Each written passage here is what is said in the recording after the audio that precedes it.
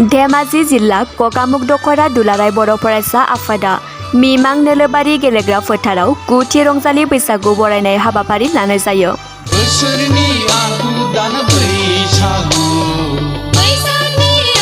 बेजों लोगोसे धेमाजि जिल्ला बर' फरायसा आफादनि बोसोनगिरि शिबराम बसुमतारीनि गावनो सुजुनाय दोंसे बैसागु मेथाइजों लोगोसे भिडिअ' एलबामखौबो बेखेवनाय जायो।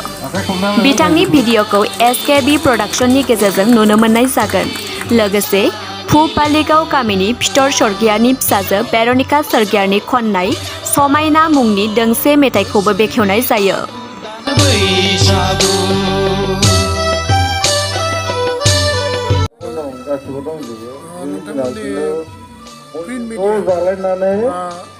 बोराय बुरैनि दरखार गैया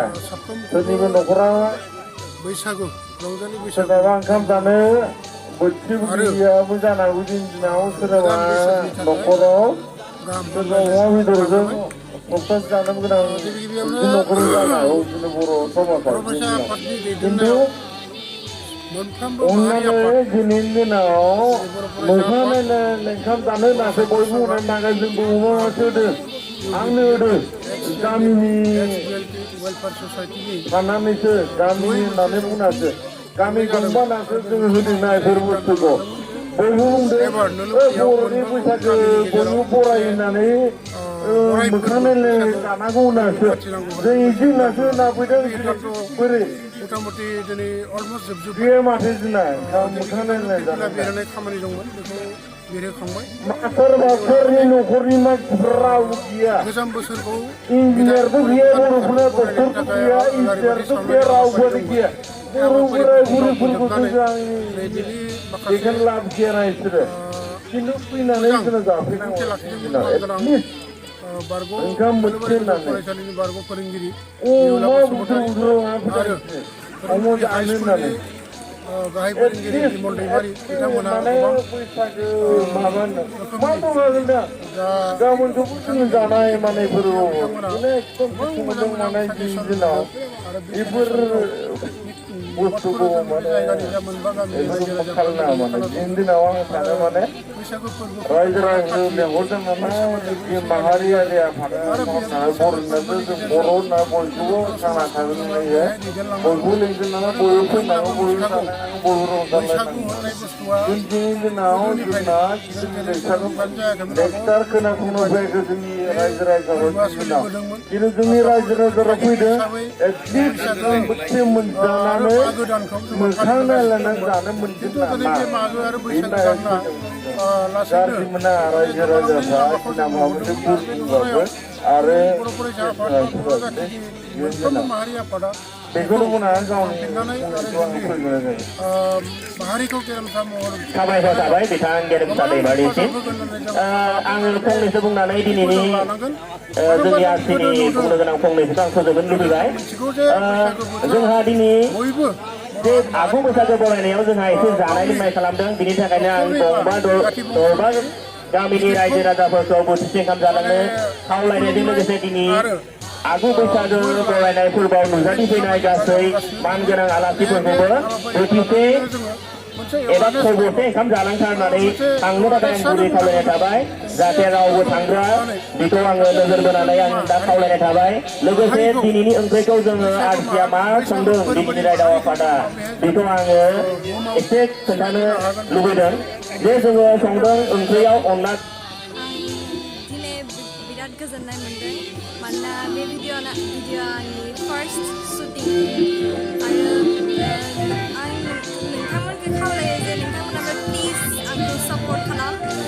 जाहाथे जेन आङो इयुनाव गेदेर सिंगार जानो हायो। नोंथाङा ओरैनो दोंबैसे गान खनदों फार्स्ट ना माबाफोर खावलायनो गोनां दं नामा रायजोफोरनिसिम? आंनि खावलायनाया एसेल' जे रायजोफोरा प्लिज आंखौ सापर्ट खालाम आरो इयुनाव जे आङो मोजां सिंगार जानो हायो। दिनै हगारनायबो जाबाय खोथा जाहैबाय मा आं सासे हारिमुखौ खोब मोजां मोनग्रा सासे सुबुं गोदोनिफ्रायनो आङो आरो बेखौ सिबिनायनि जाहोनाव दिनै दुलाराय बर' फरायसा आफादाव लेङाइ हारिमु नेहाथारि आं मोनदोंमोन प्रमद बर'नि दैदेननायाव बिथांजोंनो खामानि मावफादोंमोन आरो बिनि उनाव सुबुंफोरा गामि नेहाथारि मोनदोंमोन आं दुलाराय बर' फरायसा आफादनि बिनि उनाव धेमाजि जिल्लानि 6 बोसोर आङो आफादगिरि जादोंमोन आरो 2 बोसोरगिरि जाबाय दा आंहा मोनसे साननाय दंमोन जे जिउआव बिदि एलबाम बानायनाय बा मेथाइ खननाय बायदिसिना आंहा मोनसे मिजिं दंमोन बेफोर मिजिं थानायखौ आं दिनै एसे सम मोनदों हिसाबै आं बेखौ खालामदों खोथाया जाहैबाय मा जोंनि ओनसोलाव बे एलबाम बानायनाय मेथाइ खननाया गोबां खम जालांदों आरो बेखौनो माखासे मानसिफ्रा साहस मोनाखै माखासे मानसिफ्रा खाबु मोनाखै बेखौनो मोनसे लामा होनो थाखाय आं दिन्थिनो थाखाय बे एलबाम मावनाय जादों जोंनि बे ओनसोलाव गोबां रोखोमनि गोरों सुबुं दङ बा गोरों फरायसाफोर दङ जाय सुबुंफोरा दिनै जाय फरायसाफोरा दिनै मोनसे स्कप मोनाखै बेखायनो बे खाबुखौ होनो थाखाय आं बे खालामनाय जादों आरो आं आसा खालामो बयबो रायजोफोरा बेखौ मोजां मोनगोन आरो मेथाइ लिरनाय आं रोजाबनाय आंनो एक्टिं खालामनाय गिबि बेखौ आङो बयबो बोजबना लागोन आं आसा खालामदों आरो बयबो बे समाव बयबो लाइक शेयार कमेन्ट होगोन आं साबस्क्राइब खालामगोन आं बेखौ आसा दिन्थिदों आरो फैबाय थानाय समाव आंहा मिजिं दंबावो जे बिदिनो बोसोरफ्रोमबो मोनसे बिदि एलबाम बानायनाय बायदिसिना मेथाइ बानायनाय आंहा मिजिं दङ माखासे इयुन जोलैखौ जायगा होनो थाखाय सारनि बे बानायनाय आंहा सिगाङाव फोसावदोंमोन SK बसुमतारी होननानै दा SK बसुमतारी गोबां इउटुब चेनेल दङ बेखायनो आं दा SKB प्रडाक्सन होननानै गोदान बानायफिननाय जादों बेहायनो मोनगोन आरो जोबनायाव जों सारनिफ्राय मोनसे बेहाय जों बिदि बर'नि गेजेराव बिदि बैसागो रानिनि मोनसे माबा फैयाखैमोन दा बेहाय जों नुदों असमियाफोरा बिहु रानि बिहु मान बायदिसिना गोबां बानायदों दा बेखौ नोजोर होनानै जोंनि मानसिफ्राबो बिहु रानि बिहु राजानि गोबां खोथा बुंदों बेबायदियाव फैदों दा बेहाय जोंना बारदै सिख्ला होननासो जोङो मिथिगौ बारदै सिख्ला दा बेहाय जाबाय गोदान बोसोर बा जोंनि बे बैसागुआव माने बार दै माने गोबां मोनसे गोदान मोनसे दैज्लां बोथोर फैयो आरो बेहाय गोबां रोखोमनि माने अखा हायो बार बारो बिदि मोनसे बोथोरनि मोनसे फैनाय दा बेखौ लानानै बारदै सिख्लाखौ बाथ्रा बुंदों आरो गोबां रोखोमै बुङो दा बेखौ असमियाफोरा बरदयसिला होननानै बुंदों दा बेहायनो जोंनि मानसिफोरा बा जोंनि बर' माहारिफ्रा सांग्रां नङाब्ला बेखौ जोंनि जिथु हारिमु धोरोम बायदिसिना दिनै सोदोबफोरखौ असमियाफोरा लांगासिनो दङ दिनै गंगोनानि खोथा बुङो जोङो गंगोनाया जों मिथिगौ जे बर'निमोन नाथाय जों बर'फ्रा बे गंगोनाखौ बाहायाखै बा बाहायनो नागिराखै दा बेखौ जों दा मिथिबाय बे गंगोनाया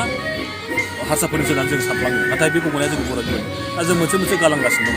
दा बेखायनो जों गासैबो मिथिनांगोन दा बेखायनो जों बे हाबाफारिनि गेजेरजों बेफोरखौ लाबा बुंनाय गिबियावनो आङो रादाब बुथुमगिरि साफ्रोमखौबो हामबाय होदों आरो बे रादाबनि हेफाजाबजोंनो आङो रंजालि बैसागोनि गाहाम हामलायनायखौ गासैनोबो जासिबाय नंगौ दिनै जोङो गोबां नाजानायनि उनाव मोनसे भिडिअखौ जोङो रिलिज खालामनो हानाय जाबाय बे भिडिअनि जिथु मेथाइ बे मेथाइखौ आं निजेनो लिरदों आरो सुरखौबो आं होदों आरो बे मेथाइखौ खनदों आंनि फिसाजो भेर'निका स्वर्गियारिया बे भिडिअखौ नोंथांमोना नुनो मोनगोन भेर'निका स्वर्गियारि अफिसियेल मुंनि इउटुब चेनेलाव आरो आं बे समाव रायजो राजाफोरखौ खावलायो जाहाथे बे चेनेलखौ साबस्क्राइब खालामो आरो दावगालांनायाव सासे जाखांफुनाय मेथाइ खनगिरि बेनि दावगालांनायाव जौगालांनायाव हेफाजाब होयो नोंथाङा फैबाय थानाय समाव आरो मिउजिक भिडिअ बानायनायनि सिन्थाधारा खालामदों नामा नोंथांनि बेनाराव दङ जों बोसोरफ्रोमबो बिदिनो नाजालांबाय थागोन आंबो इन्टारेस्ट दंखायो मिउजिकआव निजेनि क्लासिकेल माबा बायदि सोलोंथाइ गैयाबाबो गोबां इन्टारेस्ट थानायलाय आङो बोसोरफ्रोमबो बेफोरबायदिनो नाजालांनो सानगासिनो दं आरो नोंथांमोना बेफोरबायदि हेफाजाब होनो आसा खालामो बे समाव गिबियाव आङो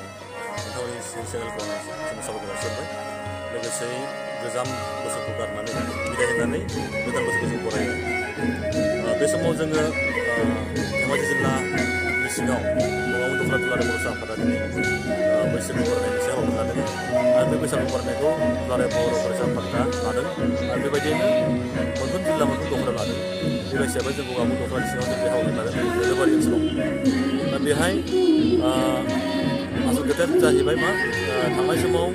जोंनि बैसागुखौ लानानै जोंनि बर' हारिफ्रा गोबां मोनसे बेले बेजेआव फैदोंमोन गेजेराव गोबां आन्दलन जालांबाय गोबां बायदिसिना जालांबाय गावजों गाव फोथायलायनो हायि जालांबाय बेनि न'खराव बे थांनो हाया बेनि गामियाव बे थांनो हाया बेनिफ्राय गुबुन डिस्ट्रिक्टआव थांनो हाया बेबायदि मोनसे माखासे परिबेक जादोंमोन जाय परिबेकनि जाहोनाव जोंनि माखासे दामनाय देनाय माने आसार आसार खान्थि गासैबो दोरोंफोरा गोमालांनो हमदों दा बेखौ नोजोर होनानै दिनै दुलाराय बर' फरायसा आफादा मोनसे खोथाखौ सिन्था खालामनानै बे हाबाफारिखौ लानाय जादों जे मोनफ्रोम गामि मोनफ्रोम जायगा मोनफ्रोम ओनसोल मोनफ्रोम ओनसोलाव थांनानै नैबे दामनाय देनाय हारिमु लानानै बा बैसागु लानानै मोनसे एवारनेस लानांगौ आरो बेबायदिनो दिनै जोंबो खालामबाय थादों थारैनो दिनै मोनफ्रोम गामियाव लायै लायै दिनै बे बिमां हालामनि बे दोलोबारि ओनसोलाव मोनबा गामिखौ लानानै बे हाबाफारि मावनाय जादों बेहाय दानि सेंग्रा सिख्लाफोरा दिनै गोबाङानो नैबे बैसागुनि सायाव नलेजआ गोबां खम जालांबाय बा दामनाय देनायनि सायाव हारिमुनि सायाव मानसिफ्रा गोसो गैयै माने दोहैले जालांबाय दिनै मानसिफ्रा अलसिया बायदि जों नुलांबाय बेखायनो जों सांग्रां खालामनो फैदों जोंनि हारिमुखौ लानानै जोंनि धोरोमखौ लानानै बुहुमाव जों थांना थानोब्ला बे हाबाखौ जों लाथारनांगोन बेखायनो दिनै जोंनि सेंग्राफ्रा खाम दामनो बावलांबाय सिफुं सुनो बावलांबाय सेरजा दामनो बावलांबाय खामानि मावनो बावलांबाय जोंनि आसार खान्थि बावलांबाय दा बेखायनो दिनै गोसोखांनो फैदों बयखौबो बिनि गेजेरजों जों बेहाय मोनफ्रोम जायगायाव लानानै बे हाबाफारिखौ मावनाय जादों बैसाग दाननि 1 अक्ट'खालि गोखा गोखैखौ बियो गोदोनिफ्राय जों जाबोयो जों बेखौ मिथियो जे गोखा गोखैखौ जायो आरो मानो जायो होनब्ला जों मिथिनायाव जा मोनसे फोथायनाय दङ जे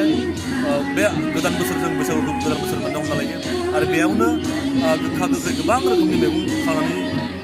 लाबोनाय जायो आरो बेखौनो सोरबा बेदरजों जायो बायदिसिना जायो अमा बेदर जायो सोरबा गोबां रोखोमनि जायो दा बेखौ जोंहा मोनसे फोथायनाय दं जे बेखौ जायोब्ला बोसोराव जोंनि देहा मोदोम सोलेराव जाहाथे गाज्रि बारहावा गाज्रि बेमार बायदिसिना जाया बे मोनसे फोथायनाय गोदोनिफ्राय लाबोबाय थादों आरो बेखौनो जों लाबोदों दिनै आरो बिदिनो जों मोनसे हारिमु हिसाबै बे लायदों दा बिदिनो गोबां दङ गोबां गोरों गोराफ्रा बेखौ बुंलांगोन आरो जों फोरमायलांनांगोन दा बेफोरो जोंनि मोनसे हारिमु दिनै गोबां रोखोमनि बाथ्रा दङ जाय बाथ्राफोरखौ दिनै जोंनि इयुन जोलैफ्रा मिथिया बेखायनो दानि सांग्रां गोरों गोराफ्रा आफादनि दैदेनगिरिफ्रा माने मेलेमजिबिफ्रा बेफोरखौ लासै मोनसे एवारनेस होनांगौ आरो जायगा खालामनांगौ